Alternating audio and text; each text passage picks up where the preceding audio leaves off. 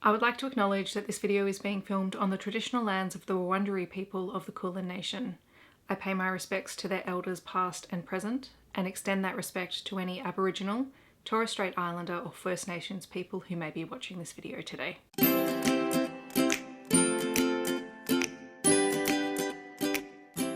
Hi everyone, my name is Steph, this is the Novelty Corner, and welcome back to my channel. Today I have a Books Beside My Bed video for you where I wrap up the last 7 days worth of reading, and I have been on school holidays, so I have been basically inhaling books because I really don't want to go anywhere. I just want to stay home and cozy because it's freezing and read. Like that's my holiday plans. First thing I do want to say, if you haven't already seen on my community page on my YouTube channel, there is a post asking for questions that you would like to know about Australia, because this came up in a live show that I was doing with some friends and they suggested me answering some burning questions that people who don't live in Australia had about Australia. So if you would like to throw a question in there, it is on my community page. You could also just throw it in the comments here. I'll see it and I'll save it. I will possibly be doing a live show next weekend where I can just have a chat and a bit of a laugh at some of the weird and wacky things about Australia that are different to elsewhere in the world. In this wrap up, I'm going to be talking about 8 of the books that I read this week, but I actually read more than that, and I've got all the stats for all of the things that I read, but I do have a reading blog coming out later in the week that focuses on the other books because I am doing a collab with Brie and we chose each other's TBR. So those books will be talked about in a separate video. All right, so jumping into the stats, this is my reading week from the 25th of June until the 1st of July. I read a total of 13 things this week, 3,402 pages, and my yearly reading total is 303 books. One of the first things that I read this week was Heart of Obsidian by Nikki St. This is book 12 in the Sci-Changeling series. I have a completely separate video talking about this book, but this and Caressed by Ice are hands down my 2 favorite books in the series for different reasons. I think if you're talking story-wise, this is my favorite. If you're talking character-wise, well, Caressed by Ice still, but also this, because I adore this book. If you're unfamiliar with the Sci-Changeling series, and if you follow my channel, you probably are very well versed in it by now. It is a series that is kind of like a future alternate Earth where you have 3 groups of individuals. You have humans, you have changelings who are shifters, and you have the Psi who are psychic individuals. This is kind of leading up to some of the penultimate things that happen in the Sci-Changeling series in the first series, but we are following Caleb Krychek, who is the most powerful Psi currently living, and the whole way through the series has been searching for someone, and in this book he finds her and he is determined to protect her. This is one of the best examples of a morality chain in a book that you will ever find. It is possibly also the only other starting point in the first series of Sci-Changeling that I think you could read this on its own without reading anything else. Yes, you might miss a couple of little details, and I think it makes more sense if you read it in context with everything else, but if you wanted to just read a morality chain, for the most part, these characters stand alone from everyone else in the series in this particular story. So you can do that, and honestly, if you only pick up one Sci-Changeling book, this would be the one that I'd suggest you pick up. I know purists will yell at me for saying that, but I think it's true. I also spent this entire book, it was already tabbed, but this time I was actually annotating in the margins and highlighting things and adding my own little commentary, and I had the best time doing it. I did a really slow read of this for me over a couple of days and thoroughly enjoyed the experience, especially while I was chatting to Izzy about it. Then I went down a bit of a Nikki St Crowe rabbit hole. This was entirely the fault of Izzy, Shay, Heather, May, and Megan, who were very appalled that I had not read The Never King. So I have now read The Never King and The Dark One, which are the first 2 books in the Vicious Lost Boys series. This is a very dark paranormal type romance, and it is a Peter Pan retelling or reimagining, depending on how you want to define those terms.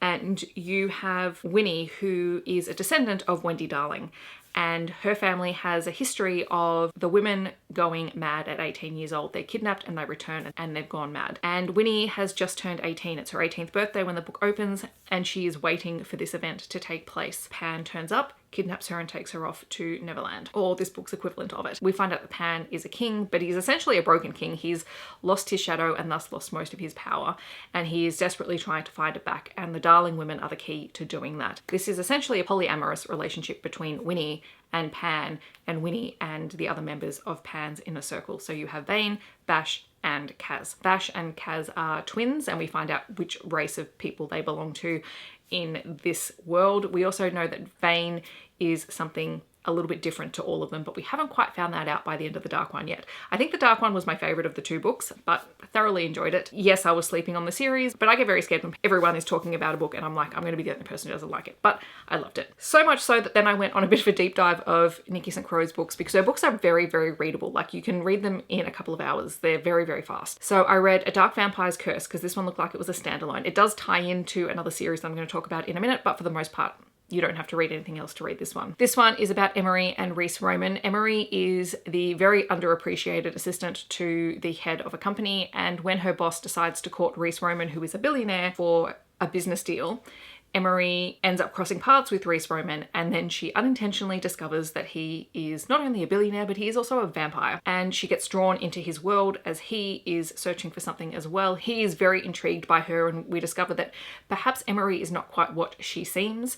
This book has plenty of sass. It was really fun and really easy to read, and it leads into the Wrath and Ruin series, which is a trilogy, which I also read. This features Ruthless Demon King, Sinful Demon King, and Vengeful Demon King. This one follows the Demon King, his name is Wrath, who comes through a portal to Earth, and pretty much the Earth loses its collective mind because suddenly there is a Demon King, and you know, they've never thought about this before. He is hunting for something on Earth, and Rain, who is our heroine, quite literally stumbles into him and promptly freaks out, runs away, but he notices something about her, and so he hunts her down. This is very much an enemies to lovers situation. They don't like each other. They can't keep their hands off each other, but they do not like each other, and they're constantly at each other's throats all the way through the 3 books. I really enjoyed the story. Again, very readable, very easy to get through, but I did feel like in the 3rd book it lost some of its steam. I think we were going over some things that we'd already covered in the first 2 books, so I think this would have been really great as a really well fleshed out duet, but you know, that's just my thoughts. It's certainly not bad by any stretch. I just enjoyed the first 2 books more than the 3rd book at that point. And then the last book that I'm going to talk about in this video is Leviathan Falls by James S. A. Corey. This is the final book in the Expanse series. This is sci-fi, it's not romance, but I have been reading this series since 2015. I had been holding out picking up this book until I got the smaller paperback, but to be honest, this book is 510 pages long, so it probably would have killed my hand to hold the smaller trade paperback for this book. The thing with the Expanse series, I was saying to someone last night, I usually read them about a year apart. So I think I read the first 3 or 4 books back to back, and then I had to wait a year for each other book to come out. Every time I pick up these books, it takes me about 100 pages to remember exactly what's going on, because it's been so long since I've read the other ones, and they're so long and I don't really have time to go back and reread the whole series every time I pick them up. But once I get into these books, I mean, these characters have been a huge part of my reading life for many, many years now, and I'm also a huge fan of the show, which I also finished this week. It was just really nice coming back to these characters and seeing the story come full circle, and it really did come full circle. So if you are familiar with the series, if you do get up to this book, you will know what I mean by that. I really can't talk about it. It's the 9th book in a series, and it's the conclusion to a series, so it makes it a bit tricky. But essentially Holden and his crew, or what's left of his crew, are really dealing with the final battle for humanity. But what we do see is how everyone, all the different factions, come together and have to work together. And it was just honestly so much fun. For a giant book, it didn't take me all that long to read it, and I deeply appreciated that. But yes, this will be one of my favorite sci-fi series for ages. I would at some point really like to come back and reread from the start. As I said, I finished watching the series. I've watched the series finale the other night, and now I'm starting back from the start of the series because I love these characters so much. This is my little sci-fi nerdy heart coming out with this series. Like, it owns my soul. So those are all the books that I read this week. In the comments, I would love to hear about what you have been reading, or if you've read any of these books, feel free to chat to me about them down below. Alternatively, if you just want to let me know that you're here, feel free to leave a star emoji. I hope that wherever you are in the world, you're staying safe and healthy, and I will see you in my next video. Thanks so much for watching. Bye everyone.